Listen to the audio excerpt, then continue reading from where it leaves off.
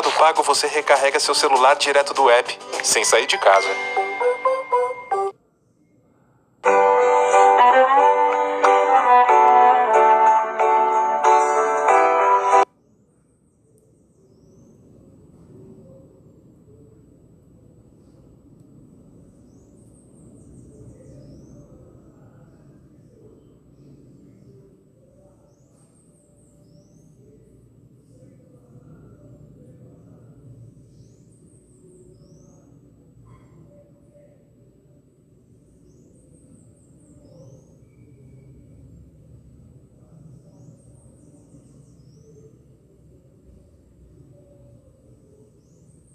Eu queria muito que esse documentário não fosse necessário, mas ele é mesmo indispensável. Acho que todas as pessoas têm o direito de saber o que se esconde por trás desse hábito aparentemente inocente de comer carne. Pode parecer um ato banal, mas ele interfere diretamente na sua saúde, no nosso meio ambiente e no bem-estar dos animais. É isso que nós vamos mostrar nesse vídeo.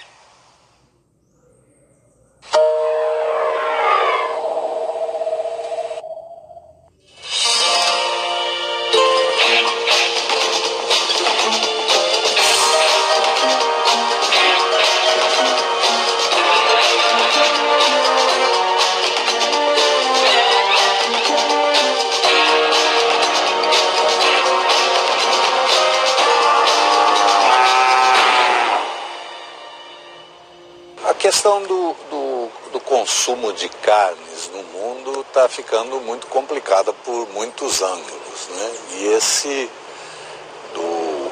das consequências sobre o meio ambiente é um deles. É uma atividade humana, agropecuária, que é considerada muito importante, em particular no estado de Santa Catarina. Mesmo assim, pelos impactos que tem, diversos impactos, e eu vou me limitar aos impactos no fato de poluir, estragar o meio ambiente, o impacto sobre os recursos hídricos, em particular, é muito grande. Em 7 anos, dobrou a produção mundial de carne. Ela passou para 250 milhões de toneladas anuais. E isso produz um efeito muito complicado sobre o meio ambiente. Quer dizer, exige cada vez mais área, exige cada vez mais água. O consumo de carne hoje é o maior problema ambiental e social do planeta, ainda que a gente não leia dessa forma. Mas esse é o problema número 1 do planeta hoje. Se a gente quiser resolver o problema da camada de ozônio, o problema da fome no planeta, se a gente quiser resolver o problema da distribuição de renda, da concentração de renda, nós temos que trabalhar o consumo da carne, por mais absurdo que isso possa parecer. Em 50 anos, o rebanho bovino no mundo se multiplicou por 5, passou para 6 bilhões de cabeças. O rebanho de aves passou para 16 bilhões de animais. Santa Catarina, para se limitar à população deste estado, tem uma população humana em torno de 5 milhões de habitantes. Bom, a população suína do estado equivale a 45 milhões de habitantes. Nós vamos ter mais boi que gente no planeta. No Brasil nós estamos ali, quantidade de boi e de gente, né? Se a gente falar de porcos, galinhas, aí a coisa já passou faz muito tempo. Mas na pecuária na Amazônia hoje existem 35 milhões de cabeças de gado. Na Amazônia existem 22 milhões de habitantes. Neste momento mesmo está em discussão a questão do avanço da fronteira agropecuária na Amazônia. Está muito claro uma coisa, a pecuária foi a principal responsável pelo desmatamento da Mata Atlântica, foi a principal responsável pelo desmatamento da Caatinga e foi o principal fator de desmatamento do Cerrado e agora da Amazônia. Ainda uma outra consequência é a de infiltração nos lençóis freáticos e nos aquíferos subterrâneos dos medicamentos e dos hormônios que têm sido usados com as criações. Isso está se tornando um problema muito grave. A população de suínos é o equivalente a 45 milhões de humanos. pelas dejeições, que são 7, 8 vezes o que produz um humano por dia. Isso vai para onde? Vai para pequenos açudes, ou hoje em dia algumas esterqueiras, e eu digo algumas porque apesar de diversos programas não tem um tratamento conveniente.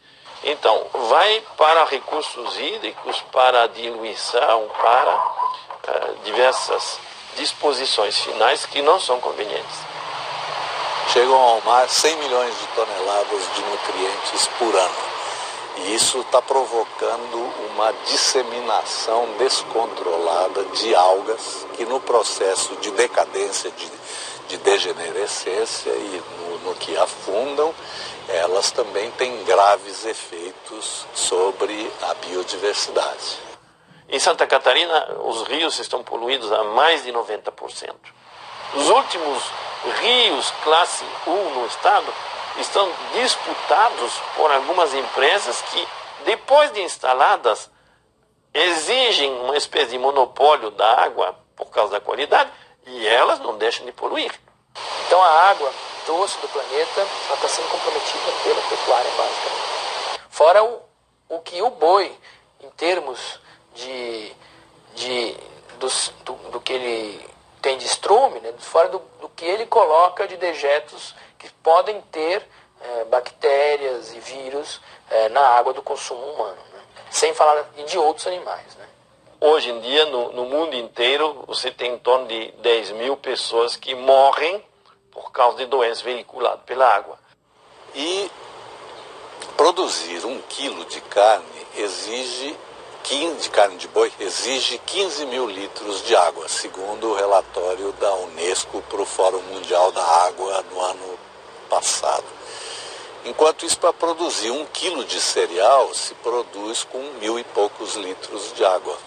Este quadro foi elaborado pela FAO, que é a Organização das Nações Unidas para a Alimentação e Agricultura. A FAO traz que um bode precisa de 8 litros por dia, uma galinha de 10 litros por dia, um peru de 20 litros, uma vaca leiteira de 40 litros. Por que isso?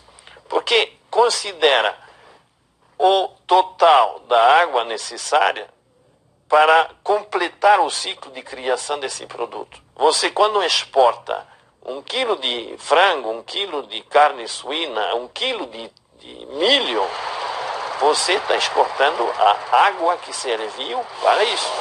Tem países que não podem mais se sustentar, não podem mais produzir os alimentos de sua população, simplesmente porque não tem água suficiente para isso. O desmatamento e as queimadas na Amazônia, que são em função desse avanço da fronteira agropecuária, já respondem de 200 milhões de toneladas anuais de dióxido de carbono. Isso significa 2/3 das emissões brasileiras de gases que intensificam o efeito estufa. A gente só fala em CO2, né, dióxido de carbono, mas não é verdade. Tem os aerossóis, tem o metano, o CH4, né, e tem o CO2. No processo de digestão, o boi com os seus arrotos e as suas flatulências, né, ele gera metano. E o metano, embora tenha uma vida muito mais curta do que o dióxido de carbono, ele permanece menos tempo na atmosfera, ele é muito mais nocivo. Ele é 20 vezes, pelo menos, mais nocivo do que o próprio dióxido de carbono. Está proibido na Dinamarca, na Alemanha do Norte, ter essas instalações de produção de suíno, porque é impossível lidar com as consequências dessa poluição. Nas exportações, você até verifica um aumento da exportação de carne, porque, na verdade, outros mercados estão deixando de ser economicamente viáveis, porque é mais barato fazer carne no Brasil, porque os custos ambientais não são internalizados no custo da carne. O custo ambiental de desmatar a Amazônia não está dentro do preço da carne. O custo do solo que se esvai lá, que o boi pisa e joga para dentro do rio Amazonas, não está no preço da carne. Nem a mudança climática do planeta. No momento que você internaliza esse custo, a carne brasileira seria inviável, seria o pior negócio do mundo. E ela é o pior negócio para o Brasil. Isso é absolutamente indiscutível. Você não pode discutir isso. não tem como justificar que você vai abalar ecossistemas, vai retirar muito mais do que você recompõe, restitui o sistema, só para poder exportar para um outro lugar. Que em uma década, de 92 a 2002, mais de 3 milhões de empregos foram fechados nessa área. Quem gera postos de trabalho é a agricultura familiar, não esse modelo do agronegócio. E, além de tudo, quem responde por 70% do abastecimento interno do Brasil, alimentar do Brasil, é a agricultura familiar e não o agronegócio. O agronegócio é para exportação. Então, os países exportadores, e o Brasil aí está se destacando muito, estão exportando soja, principalmente a soja, que é o produto mais, o carro-chefe dessa equação, né? Basicamente para alimentação animal. Daqui a pouco vai ser impossível, não há terra suficiente para produzir essa quantidade de grãos. O Brasil deveria ser obrigado, em primeiro lugar, a alimentar sua população e em condições, digamos, saudáveis, e se sobrar e não houver impacto de saúde, impacto ambiental e outros, ele poderia pensar, eventualmente, em exportar algumas sobras. E tem um outro ângulo da questão, que é o Brasil ficar nessa posição há muitos séculos de fornecedor de produtos primários, com pouco valor agregado e com os preços controlados fora do Brasil. São ditados pelas grandes corporações internacionais. Que o potencial consumidor de carne da Europa, dos Estados Unidos, do Japão, precisa saber que essa carne que vem com cheiro de floresta queimada, ela vem carimbada com destruição da camada de ozônio do planeta, vem carimbada, com toda essa cadeia de sofrimento, de problemas que ela significa. Nós estamos falando em sustentabilidade e praticando a insustentabilidade para as gerações vindouras. Os relatórios da ONU